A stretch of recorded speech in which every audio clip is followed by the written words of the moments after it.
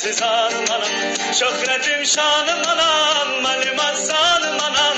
Ne kadar tükanlar bitip bile gülşenlerinde, sen ki bir ömür fida eylemiş evledine. Ne kadar azap gizlenip sözünün tenlerinde.